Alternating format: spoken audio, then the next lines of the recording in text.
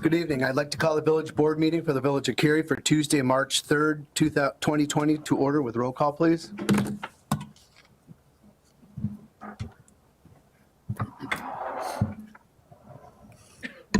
Collier. Here. Cavelli. Here. Kraus. Here. McAlpine. Here. Weinhammer. Here. Thank you. Would you join me in the Pledge of Allegiance?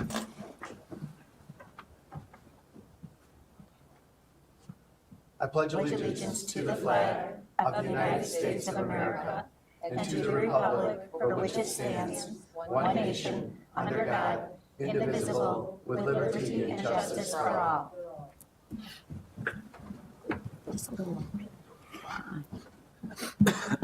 Thank you. We'll now move to the open forum where the public is invited to make an issue-oriented comment on any matter of public concern not otherwise on the agenda.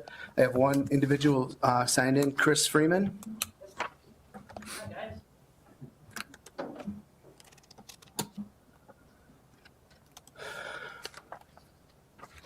Can I pass these out to you guys? Sure, you can bring them to me. I'll pass them up. Okay, thanks. Hello, my name's Chris Freeman, and I am a new chapter president for an organization called Sleep in Heavenly Peace. We build bunk beds for kids that are sleeping on the floor or in otherwise unfavorable conditions. We do this through donations and volunteers. We are based out of Cary, and I just started doing this on the 18th of January, and I have all of McHenry County and northern part of King County, and Cary is part of our territory. I've actually had a build already at Algonquin Township. They were gracious enough to allow us to use the building that they have the farmer's market in. So what we did on the 15th of February, we had what we call our team build, and it's basically a core group of friends that come out and we set up all the jigs, set up tools, and we get supply materials to build beds. And we had built 10 beds on that Saturday, just kind of getting our feet wet. And we actually delivered 7 of them already. And one actually went to First Street in Cary, one in Algonquin, or 2 in Algonquin and 2 in Crystal Lake. So they figure there's about 2% of the population is sleeping on the floor or sharing a bed.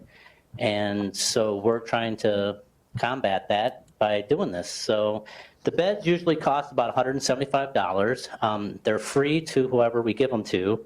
Once we build the beds, within the next couple of days or weeks after the build, we deliver them with a new mattress, new sheets, pillow, and a blanket to the kids' rooms. So we actually know that they're going to where they should be going. Kids that are available or eligible for it are 3 to 17, so it's just not little kids, it's anybody. We're actually helping McHenry County foster care system, and we're also helping battered women's shelters. So it's an organization that I'd hope that you guys could get behind. We have 4 different types of builds. One is if a church wants to get involved, or let's say a men's group. I'm meeting up with, I think it's Thursday morning. I'm going to get mixed up, but I think the Rotary meets here on Thursday morning. So I'm going to catch up with Cary Rotary, or it might be Wednesday. I might be getting them mixed up, but I'll confirm that. And then another build is where volunteers can come out. Anybody from the population can come out and build. Another one is if a corporation wants to donate to the build, we can go to their company and their employees would volunteer, and it'd be kind of like a team building skill. Usually it costs about $3,500 to do a full day build. It takes 3 hours, and we build 20 beds in 3 hours.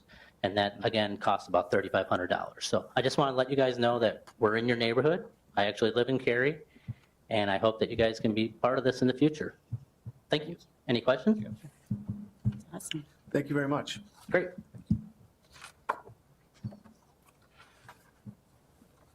Thank you. Is there anybody else who would like to address the village board? Okay, I'll go ahead and close open forum at 6:04. I have a couple things on my agenda. It's proud to welcome another new officer to our police department. We have Kirk Ashelman. Would you like to join me up front, please?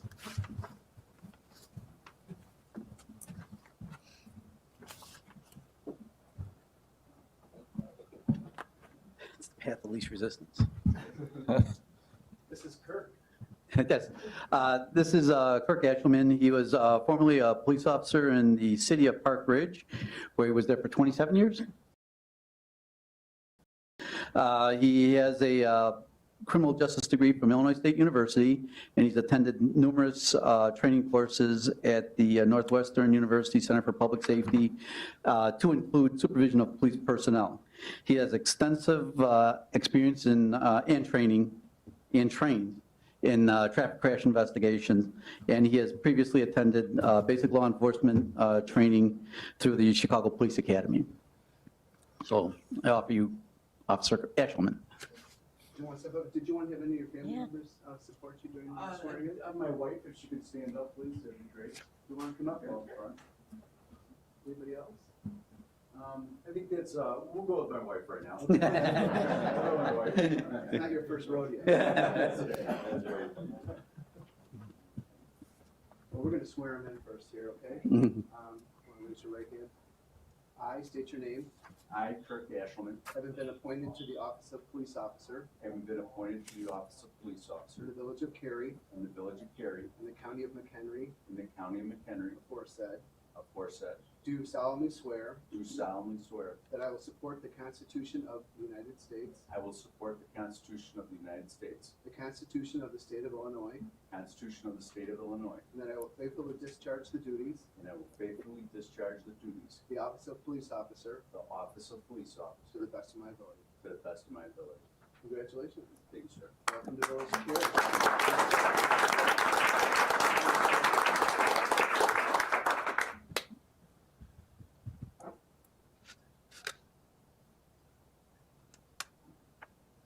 You're no pro at that.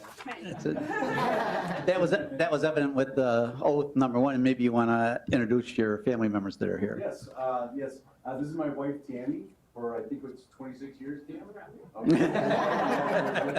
In the front row, I have my sister Karen, my oldest sister, and then I have my mother, Betty Ashelman. I have my son, who's Evan, he's a junior at Cary Grove High School. I have my daughter, Emily. I have my mother-in-law, Christine Ruhr, and I can't forget my father-in-law, Sherman Ruhr, retired Chicago police officer, detective for a long time as well. That's awesome. So, do we need- Well, thank you very much. does anyone want to take pictures Yeah. from the family? Pictures of you? Yeah, we can take a photo up there somewhere. Oh, yeah. How could I forget? There's cake upstairs at a cake and coffee reception for Officer Ashelman as well. Tammy, you want me to take a picture? You guys want to go with it for? Do you want me to take a picture? Who's got a phone? Eric. Okay, good. Eric. Okay, perfect.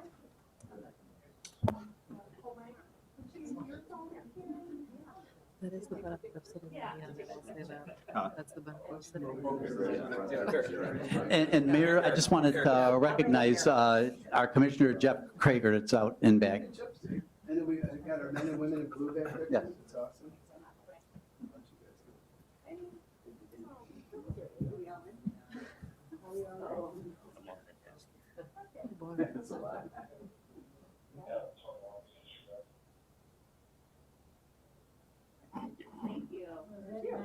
Good, thank you.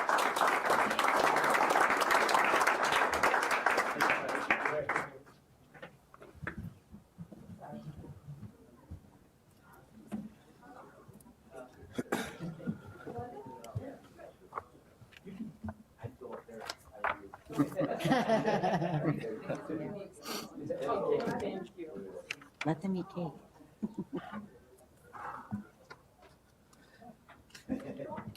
And what?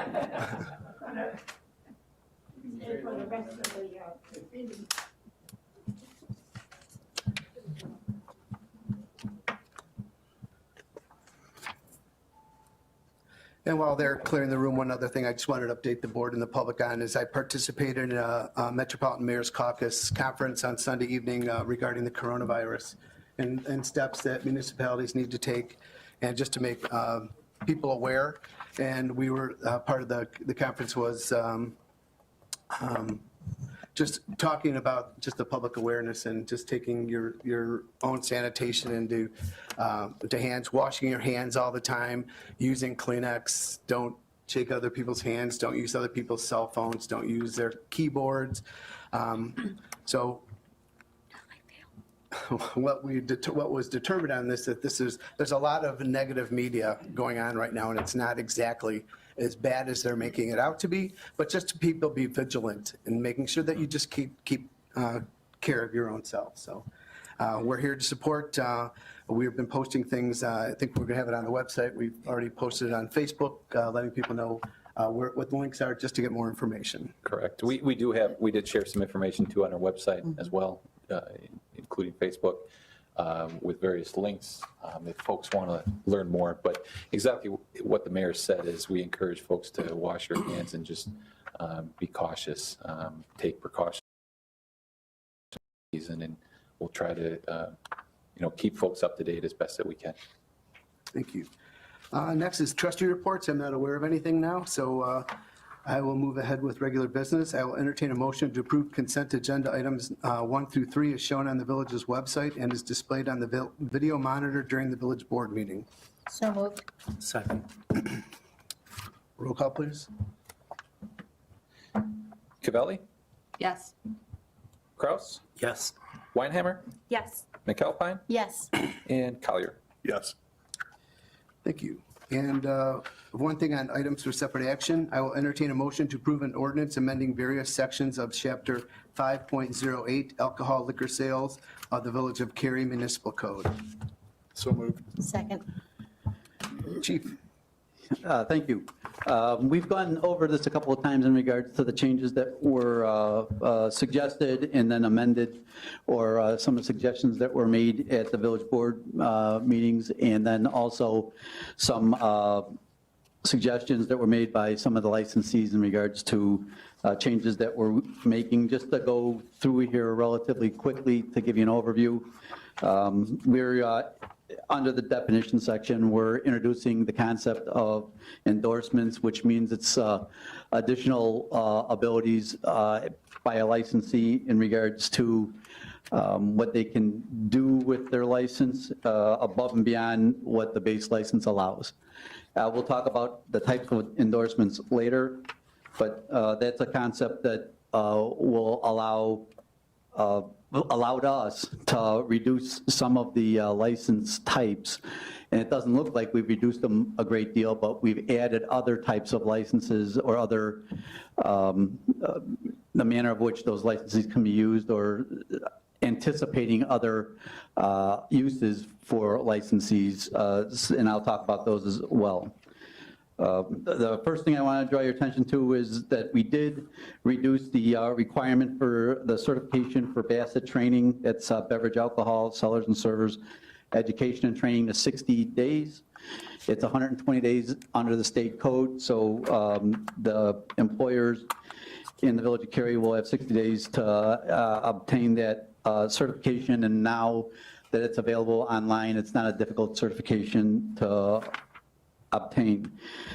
Another thing that came out of our hearing that we had previously was that we are going to require licensees to provide at least annually a roster of their personnel that serve liquor to individuals on premise for consumption on premise, so that we can identify when they were hired, so that we can determine when they had to have that Bassett training. The one thing that we did do, well, a number of things that we did under license classes, is that we added AV and a JV for video gaming, and there's an increase in fees for those.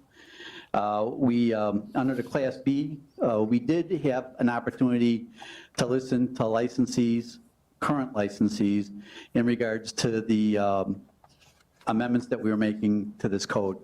And one of the suggestions under the Class B license was there was a previous limit on the amount of a container, an alcoholic liquor that could be sold. And it was specific to Jewel Asco in this particular instance, where there indicating that there's a trend toward smaller portion sizes, so we removed that limit because it was a higher portion size. I believe it was 22 ounces. Correct. That was the limit, and we've removed that as well. We've added a Class G, which allows complimentary service of beer, wine, and sparkling alcoholic beverages at a retail establishment, like a salon or a jewelry store or something like that, during specific time periods, and there's limits on what can be served. That is the number of drinks, number one, and then number two, that it cannot be advertised that they offer that. We also added a Class H, which would be a BYOB or a corkage license that would allow an individual that was going to an establishment to bring their own alcoholic liquor, and the establishment could open it and charge a corkage fee if they so desired. And then we had endorsements that we added for sampling, outdoor beer and wine garden endorsement, and there was one classification of a license. It was a Class I that was very specific in regards to outdoor seating that is now contained in the Uniform Development Code, so ordinance, Uniform Development Ordinance, the UDO. Unified Development. Unified Yep. Development Ordinance, so that has come out of the licenses as well. Craft production endorsement is another endorsement, a corkage endorsement, and then a catering endorsement is only applicable to the service of alcohol by a licensed establishment within the corporate limits of the Village of Cary. We did, under section 5.08-100, maintain only those number of licenses that have been issued. We don't have a surplus of licenses in our ordinance, so we addressed those licensees in the new classification scheme. So that's what that table has in regards to the number of licenses that are issued or anticipated to be issued by those that would ask for the ability to service alcohol within the village. We did remove the requirement for a compliance bond and a financial guarantee bond. So that does reduce some of the operating expense for those individuals, the licensed premises that required that. We determined through conversations with some of the licensees that that wasn't really necessary, especially because we can suspend their liquor license to cause some degree of enforcement or gain compliance. We also have requirements that all businesses have to conform to state and village regulatory requirements, and if a premise does not conform to village regulatory requirements, the liquor commissioner, that being the mayor, can suspend that liquor license until they conform to, or they correct whatever issue it was or is. Bringing liquor into licensed premise, we had one incident where an individual did bring it undetected, and there was an over-service issue where it wasn't served by the establishment, but because he brought it in. So in this case, it would prohibit individuals outside of the corkage issue to bring in certain alcoholic liquor into a premise. And we identified or defined outside of what the state law is related to driving under the influence of alcohol, what it means to be intoxicated, so that we can prove that at a hearing as well. Appendix A has the new fees. The most, the highest change, or the change that is most evident, is the Class AV and the Class JV, which are $4,500 a year for those particular uses.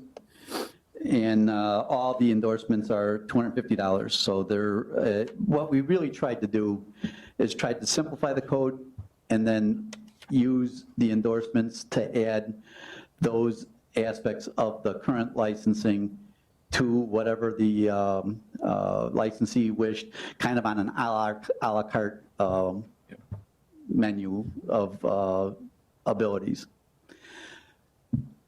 Anything else? Yeah. Do you want to elaborate more on those endorsements? That's just a one-time fee per year? Oh, yeah. There was some discussion in regards to, for example, the outdoor beer and wine garden, which is a 12-month, 2-instance endorsement. So in a 12-month period, the individual that would elect to purchase that endorsement would be able to have 2 outdoor beer and wine gardens, so long as they conform with certain conditions that are identified in the endorsement, which was exactly the same as it was in the previous code. And we did have the majority of licensees give us some feedback of some sort after this was sent out to the current licensees. The chief did a very good job of providing an overview. I just want to remind the board too, it's very consistent with what you reviewed previously. We've had a couple committee of the whole meetings regarding this. The only changes that I'd highlight that we've made since that time that the chief mentioned was, just to call those out specifically, was that compliance bond or performance bond that we no longer need. If we don't need it, we don't want to require it of our establishments. The requirement of the 22-ounce beverage size, that as trends have changed in the liquor industry, that folks are seeking craft beer or wine in smaller volumes. We think that makes sense. And then Cavelli had regarding the Bassett training time period and pinching that to 60 days. So everything else is very consistent with what we reviewed with the village board at the previous committee of the whole meetings. So we did notify all the bar owners and restaurants that have the liquor license via letter. We got feedback, I think, from about 12 plus or minus of the establishments. The majority was regarding the fees. I think that everyone else can wrap their head around the changes that we have, but certainly the fee discussion, I understand why we're having that discussion, and I hope that the conversations that we've had with bars and restaurants, that they understand the perspective of where we're coming from too, and I think that was explained to everyone. But I know that we have a few restaurant and bar owners here, happy to hear their feedback. And just one more about, we doubled the amount of outdoor events that they can have. That was commonly asked for by some of the patrons, so we know they can have 2 outdoor beer gardens per year. I mean, we mentioned that before, but it bears with, trying to listen to what they're looking for. I know that there's several liquor license holders here. Is there anybody that would like to address the village board?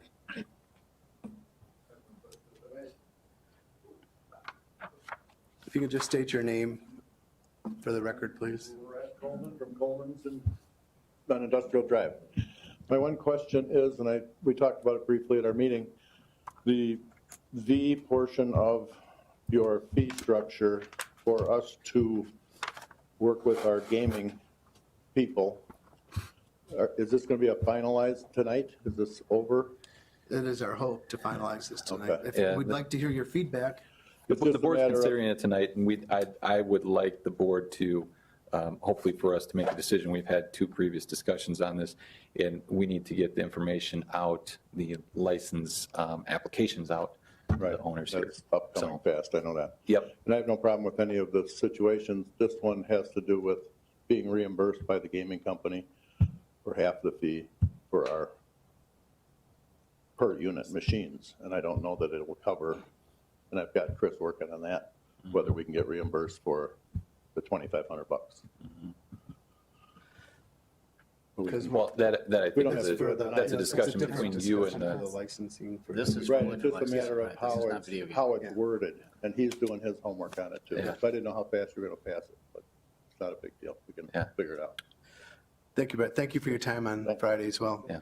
Wait, so I just want a clarification. So you need to have what we're doing tonight worded in a specific legal way for you to get reimbursed? But I think I'm too late to do that, because I think you're ready to go. No. Because we're dealing with liquor licensing right now. It has nothing to do with the actual video gaming. It's a different license. You pay that. It's a different fee that you're paying for the licensee. This is strictly liquor license fees. We had that discussion. From our perspective, the fee costs $2,500. Right. yeah, The liquor costs $2,000. 2,000, right. yeah. Yeah, that's all it is. I'll check. I'll get back with James, but I appreciate it. Sure. Does anybody else would like to address the village board? Good evening. My name is Milo Skirchich. I'm the owner of Tobacco Stop. So as was discussed here already with the proposed changes, a lot of it does make sense. My primary concern is the fees, of course, like, as were mentioned. In my case, the license that I possess now is one of the ones that's being eliminated. I currently pay $1,500 for a liquor license. The proposed amount, because the video gaming is now going to go up to $4,500 for me. That's a 200% increase in my liquor license fee. I think maybe other businesses possibly could absorb that, but for me, that's a significant impediment to my continued operations here in town. As was just asked, I don't know if this is, if this is the kind of thing that you're all going to vote on tonight, and it's got to be a whole package, or if there's things that can be. Just wanted to come here to try and encourage the board to have a further discussions on the fee increase, because this seems very disproportionate the way it's being dished out. A lot of the liquor licenses, if you have video gaming, you're really getting hammered hard on this one. Whereas liquor licenses without video gaming, the fees are not really seeming to increase too much. I've had some discussions. I know where some of this kind of comes from. I just think that too much of it is falling on the backs of establishments with gaming. And like I said, for me personally, it's a significant impediment. So I would hope that if you could pull some of these things apart, maybe table that part of it and open it up for more discussions.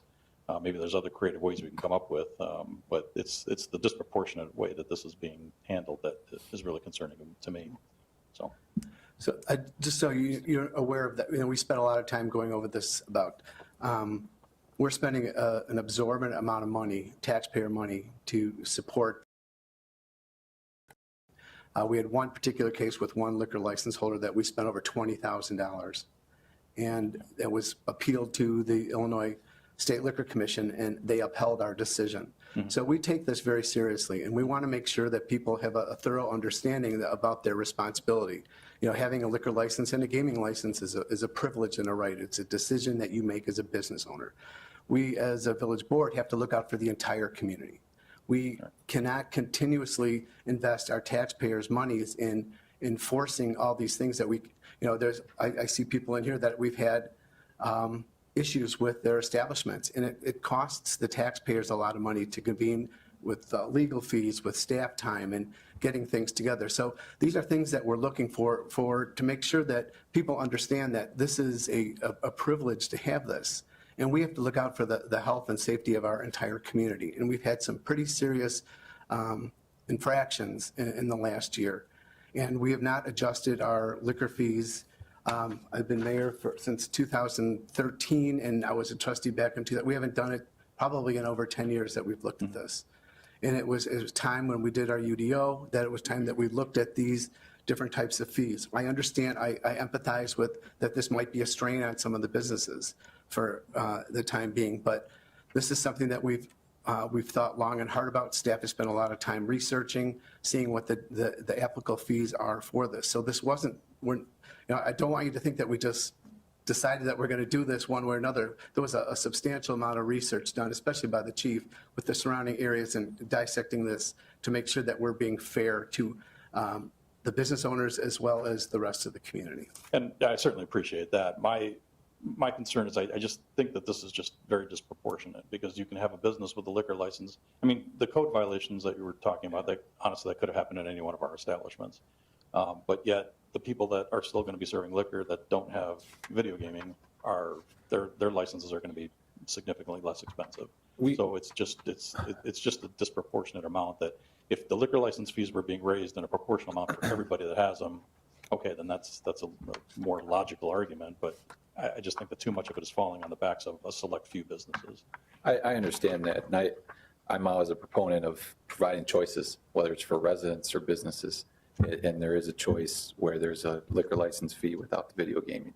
So that is an option at a lesser amount. Well, keep in mind, that's an accessory to many businesses that has helped us stay in business. So that's not really a choice to go backwards after, fighting a certain point to get to a certain level. To go backwards isn't really a good option. I'm just here to. We leave that up to the businesses to make that decision. So of course, I just wanted to voice my opinion about the disproportional amount of how it's going and just what it means for me in particular. So, thank you. Thank you for your comments. Is there anybody else that would like to address the village board? Is there any comments or things? We spent a lot of time doing this, and it pains me at times to make increases like this, but we have to be very diligent when it comes to our entire community. And the amount of money that we spend enforcing these, it warrants this. I expected this, but when you sit down and you talk to the liquor license holders and the video gaming license holders, and you have a conversation about this, I feel that they have a much better understanding, and we've been fortunate enough to have some good, productive conversations. And I thank Brett Coleman for coming in last week, and we went through everything and explaining where it is, and I think he has a much better understanding as to why we're making these decisions. And it's a difficult decision to make, but I think that for the best of the village. Is there any other comments? And like you mentioned, the homework that was done, I'm assuming this is comparable to what other towns are charging them? Any other comments? Yeah, I appreciate all the feedback, and we had chatted, about some of these issues, and I appreciate as a business owner, we always want to be business friendly, and we want to find ways to work with everyone, and I'm going to just piggyback a little bit on where Jake was mentioning that. It's a matter of looking at what the return on the investment is. If $2,500 doesn't get you the return on the investment of the video gaming, then it should be reconsidered and say, this is not good for my business model. If it is, then I think it's a non-brainer, and we just kind of move, a no-brainer, we just move forward and take care of what we need to take care of. Okay, roll call, please. Kraus, Yes. Weinhammer, Yes. McAlpine, Yes. Collier, Yes. Cavelli. Yes. Thank you. Moving on to administrators report. Yes, thank you, Mayor, Village Board. I just have a couple quick updates for you before you. I passed out a handout here for an open house related to our Algonquin and Cary, the sub-area plan for Route 31. We're going to be having an open house, and this is for the public's benefit as well, on March 24th from 5 to 7:30 over at St. Barnabas. So look forward to getting feedback on that Route 31 plan as it nears that. The other item, too, that I had this evening was just want to remind the board and also the public regarding our upcoming budget meeting. This will be our second in a series of 3 budget meetings on March 14th, so that's a Saturday at 9 a.m. here in this. We will be updating the board on our spending the majority of time on the general fund or our operating fund, and then also go over the rest of our funds, the other 10 funds that the village has here. So those were the 2 items that I have here. Thank you, Jake. Chief, do you have anything for us? Director Morimoto? Thank you, Mayor. As most of the village probably is aware, last week was a busy period for the Public Works Department. We responded to a major water main break behind True Value Manufacturing on the evening of February 24th. Just want to give you, the public and the board, a quick update on that. As you're aware, through our press releases, a large amount of water was released through that main break. Excuse me. And the proximity of that main break to one of our main water towers in the southeast side of town resulted in a significant loss in pressure and water loss to several neighborhoods surrounding the True Value Manufacturing location where the main break occurred. So during that time, about 2,000 plus residents were estimated to have lost water and were placed in a precautionary boil order until the water was restored. So through that effort, in order to restore the water, we diverted a lot of water from other areas in town in the different pressure zones and from the different towers and wells. So in doing that, we were able to restore water to the areas that lost. However, there was a temporary reduction in pressure that most of the village experienced at one time or another. So by getting our crews to isolate the break and restore that water pressure, they worked through the night and were able to get that restored by the following morning. And normal pressure was returned by the afternoon. So I do want to thank Assistant Director Stein and his team for, I think, while it was a rough period and inconvenience for many people, they performed some heroic measures and did some outside the box and creative thinking to get the process isolated, get the problem solved, and get everybody back online quickly. So again, I want to congratulate the operators Ray Roosh, Scott Curtis in particular. They assisted John in the whole operation all night. I appreciate them. Very complex issue that Yes. they had to deal with. And also, at this time, the cause of that main break is still being investigated by staff and our insurance company, so we're still looking for some. Everybody does have water at this time. I also appreciate too our call takers. I mean, we anticipate and explain that information so that it makes sense to our residents. I do appreciate their time and commitment as well. Yeah, thank you to your team, Eric. No problem. And then just on a happier note, spring does seem to be appearing slowly. And that also means that per our ordinance, Rotary Park will be opened again to the public beginning April 1st. So we'll have the parking lot open and accessible. We'll make sure our trails are ready to go for a exciting first full season of use by the public over at Cary Lake at Rotary Park.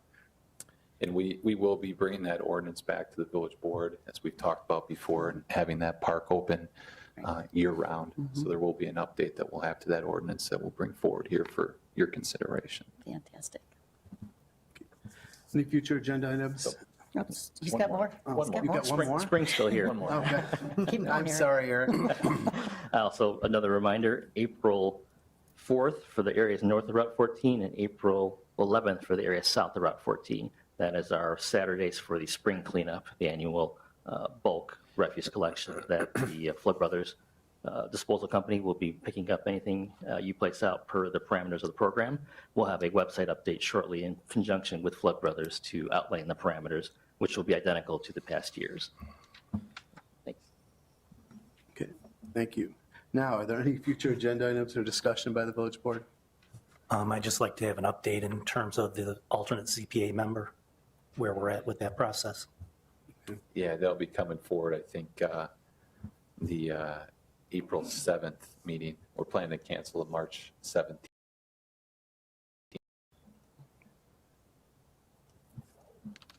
Thank you. I will entertain a motion to adjourn. So moved. Second. All in favor? Aye. Opposed? There are no nays. Did it again.